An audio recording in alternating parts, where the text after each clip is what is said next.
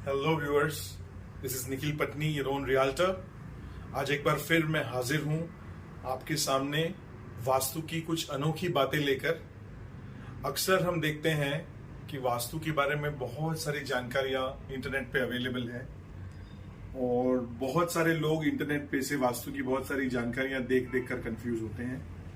अपने तरीके से, अपने दिमाग से उन जानकारियों का इस्तेमाल करने की कोशिश करते हैं और फिर ये सच या वो सच, ऐसे करना चाहिए वैसे करना चाहिए, अल्टीमेटली किसी वास्तु कंसल्टेंट के पास जाना ही पड़ता है और जाना चाहिए, जो सही मायनों में वास्तु कंसल्टेंट हो। ये मैं हर वीडियो में इंसिस्ट करता आया हूं कि वास्तु कंसल्टेंट को जरूर कंसल्ट करना चाहिए। सबसे इंपॉर्टेंट बात मेरे वास्तु की हर वीडियो में होती है वो ये बात है कि वास्तु कोई डरावनी चीज नहीं है। आप लाखों करोड़ों रुपया जो खर्च करते हो वो अपने पुण्य से कमाए हुए पैसे होते हैं, अपने गुड डीड से, पिछले जन्म के हो चाहे इस जन्म के हो, एटलीस्ट इस जन्म की मेहनत से आए हुए होते हैं। तो इस पैसों का जहां इस्तेमाल करते हो वहां अगर वो सही रास्ते से आए हैं पैसे, तो कभी आपको कोई गलत उसका इम्पैक्ट नहीं होगा। फिर भी शास्त्र है, हमारा धर्म कहता है कि घर वास्तु अनुसार होना चाहिए। वो अपने बिजनेस को लेकर, अपने घर की शांति को लेकर, अपने व्यवहार को लेकर बहुत इंपॉर्टेंट है। तो इस इंपॉर्टेंस को आगे बढ़ाते हुए आज हम चर्चा करेंगे वास्तुशास्त्र ऑफ अ बेडरूम। बेडरूम के अंदर वास्तुशास्त्र का क्या महत्व और कैसे होना चाहिए ये वास्तु। आइडियली एक बेडरूम वास्तु अनुसार भी, साइंटिफिकली भी, और किसी और से पूछेंगे अपने माँ बाप से तब भी, जनरल वास्तु है कि आपका बेडरूम है वो क्लटर फ्री होना चाहिए। बेडरूम के अंदर एक्स्ट्रा दिखने वाला कोई भी सामान नहीं होना चाहिए। अगर आपकी अलमीरा है, आपके वार्डरोब्स हैं, वो नीटली बंद होने चाहिए। कोई भी अस्त व्यस्त पड़ा हुआ सामान बेडरूम में कभी भी नहीं दिखना चाहिए। कोई टूटी फूटी चीज बेडरूम में कभी नहीं होनी चाहिए। ये एक सिंपल वास्तु टिप है। इसके अलावा इनफ लाइट, वेंटिलेशन, ये भी बेडरूम के अंदर होना, जहां पे सफोकेशन फील ना हो। हमेशा ही अंधेरा रहे ऐसी जगह नहीं होनी चाहिए। अब मैंने एक भी डायरेक्शन का नाम नहीं लिया, फिर भी मैंने बहुत कुछ बता दिया। अब मैं फिर भी डायरेक्शन पे आता हूं।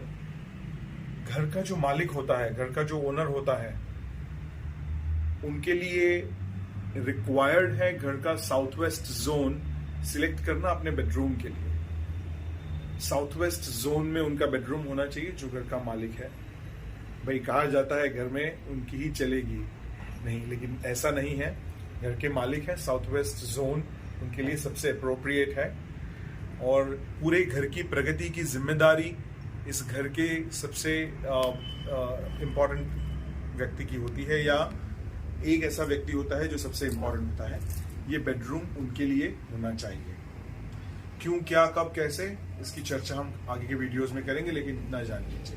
पॉइंट नंबर 2, आपके बेडरूम के अंदर आपका जो बेड है उसका पोजीशन हमेशा दीवार के पास होना चाहिए।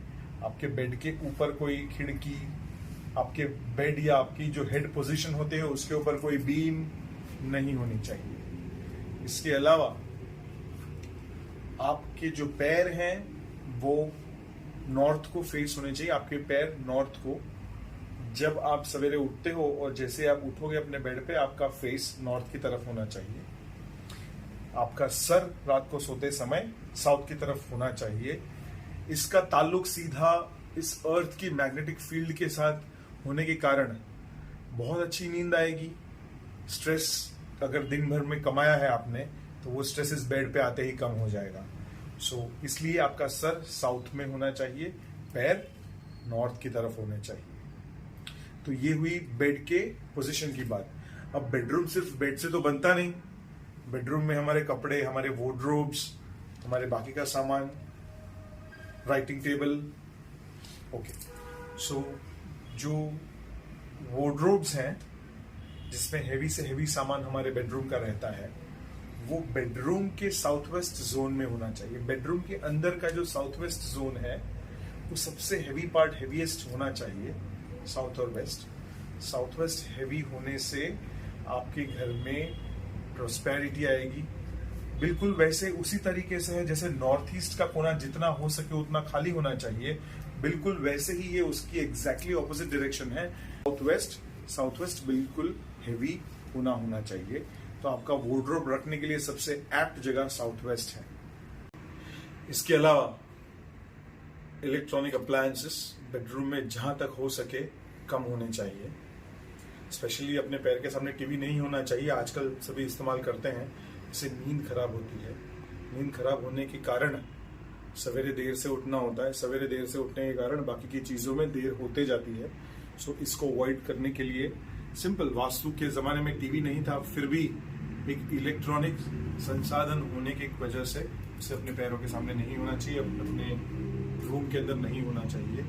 और भी जितने हो सके उतने इलेक्ट्रिकल अप्लायंसेस को अपने सोने की जगह से दूर रखना चाहिए, चाहे वो घर के बड़े हों या बच्चे हों। आज के वीडियो में बस इतना ही, और बहुत कुछ है जो खजाना आपके साथ शेयर करना है।